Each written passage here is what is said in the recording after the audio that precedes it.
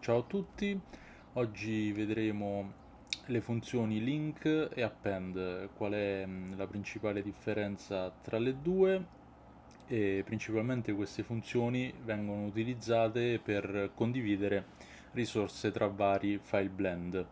Andiamo a vedere l'append, quindi andiamo su file, append e per fare l'append bisogna aprire un file blend, quindi in questo caso su questo file facciamo un doppio clic, si apriranno tutta una serie di cartelle, risorse di cui sarà possibile fare l'append, quindi possiamo fare l'append di un materiale, di una texture, di un'intera collection. A noi interessa in questo caso fare l'append della mesh e quindi apriamo la cartella object, selezioniamo l'oggetto, facciamo append e questo è il risultato. Che cosa fa l'append? L'append fa una copia esatta dell'oggetto originale, quindi sarà possibile spostarlo, scalarlo, ruotarlo, entrare in edit mode. Vediamo ora invece come funziona il linking degli oggetti, la funzione link. Andiamo su file, link, stessa cosa, andiamo a aprire il nostro file blend di cui vogliamo fare il link, scusate, selezioniamo l'oggetto, facciamo il link e quello che avviene è che Blender creerà un'istanza dell'oggetto che non può essere modificato.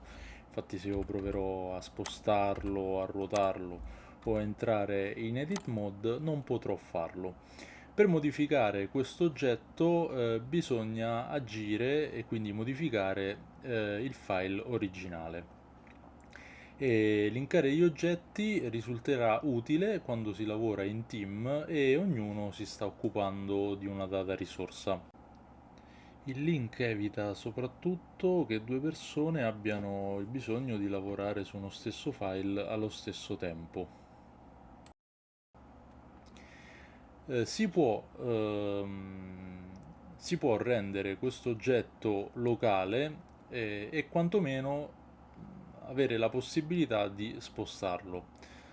Come si può fare? Si fa in questo modo andando su Object, andando su Relations e Make Local Selected Object. In questo modo avrò la possibilità di spostare l'oggetto, di ruotarlo, di scalarlo e di fare delle copie con Alt D. Invece, se voglio rendere l'oggetto una copia esatta, al pari dell'append a questo punto, dovrò andare su Object e richiamare la funzione makeLocal selected object data and materials. In questo caso l'oggetto sarà una copia esatta, avrò la possibilità di spostarlo, scalarlo, ruotarlo, entrare in edit mode. Quindi, ricapitolando, fare un append creerà una copia esatta dell'oggetto e sarà utile quando si vogliono condividere delle risorse tra i vari file blend, mentre fare un link creerà un'istanza dell'oggetto non modificabile e questo risulterà utile quando si lavora in team e ognuno si sta occupando di quell'oggetto. Infatti, per modificare quell'oggetto bisognerà modificare il file originale.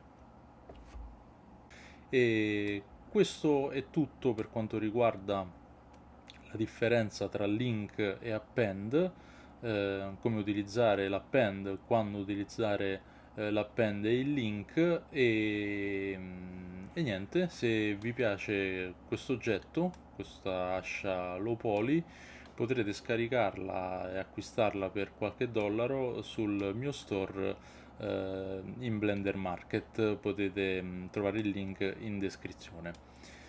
Grazie ragazzi, alla prossima!